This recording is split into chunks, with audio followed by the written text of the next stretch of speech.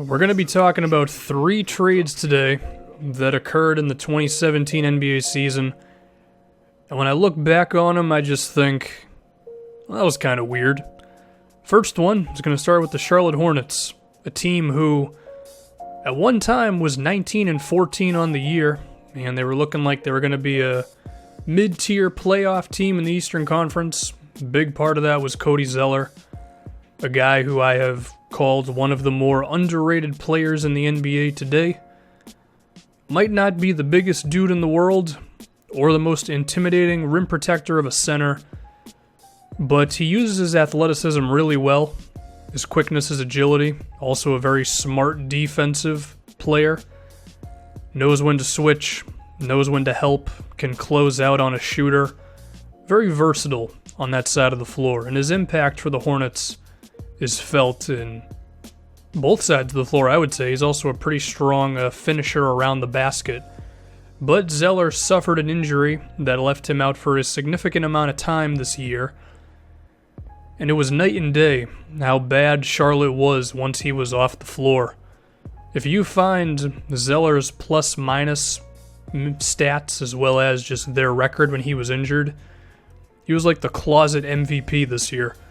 They asked Frank Kaminsky to pick up a lot of the load. He cannot match Zeller in terms of either side of the floor. And they just weren't good. So they got desperate, and the other centers on their roster, one of them is Spencer Hawes. At one time he was okay. And has anyone declined as much as Roy Hibbert has? Remember when he was an awesome rim protector for the Indiana Pacers? Charlotte started looking around for a center because they didn't want to have a losing season. And the guy that they found was Miles Plumlee of the Milwaukee Bucks, a guy who had like one decent season for the Phoenix Suns like 5 years ago when the Suns won 47 games out of nowhere. And they traded Roy Hibbert as well as Spencer Hawes to get him to play the backup center role, or to take over for Zeller while he was injured. And Plumlee made no positive impact whatsoever, and it makes sense because he's not that good of a player. And acquiring players who aren't that good is one thing, but when we look at the money involved in this trade, that's why it's such a bad move for Charlotte. Roy Hibbert's contract is up after this season. Spencer Hawes' contract is done after next year. Miles Plumlee, he's getting paid $12.5 million per season for the next 4 years. So you made your salary cap shoot up. You hurt your ability to acquire other players because now you're over the cap. And you did it all for a guy who's not even that good. So Kemba Walker, his team has just not improved at all with this move, and they just made themselves in a worse position in terms of money. So MJ and whoever else decided on that move, I think you messed up on that one, man. Now if we head over to the Denver Nuggets, they made a trade themselves, and they decided to make it after they realized just how freaking good Nikola Jokic is. Denver was the 4th best offensive team in the league this season, and it seems that if Jokic is your starting 5, you're pretty much guaranteed to be an awesome offensive team as long as the shooting around him isn't that bad. I look forward to all the passes that he's going to make over his career and how people are going to freak out about it on Twitter. I mean, the bounce passes, touch passes from one end of the floor to the other, handling the ball himself as a center. I mean, Jokic is just a fantastic player, but there was a lot of drama around that center position for the Nuggets, and that was because Jusuf Nurkic was kind of a baby. And we're going to get back to him in a second. As we know, the Portland Trail Blazers would acquire Nurkic, if I can preview it a little bit.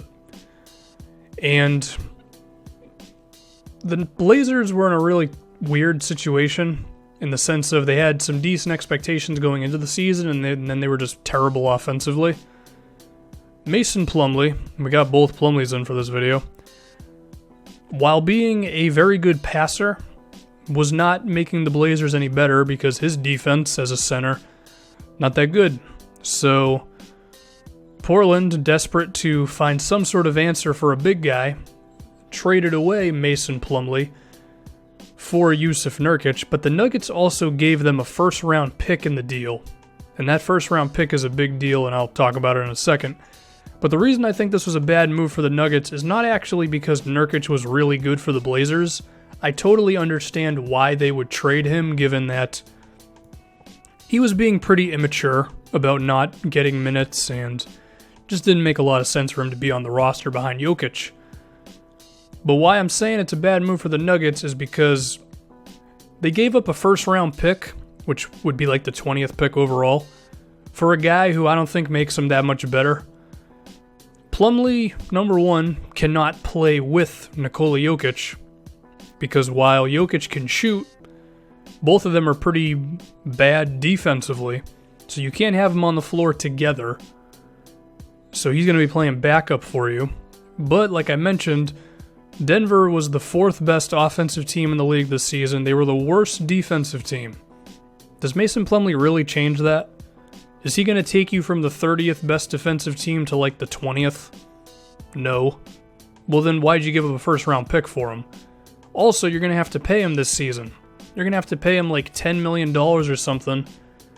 And I think you could have just done way more with that pick. I mean, I'm not against trading first round picks if you can get an instant feedback on it, like a player who can really make a difference right away, especially because the Nuggets have quite a few picks.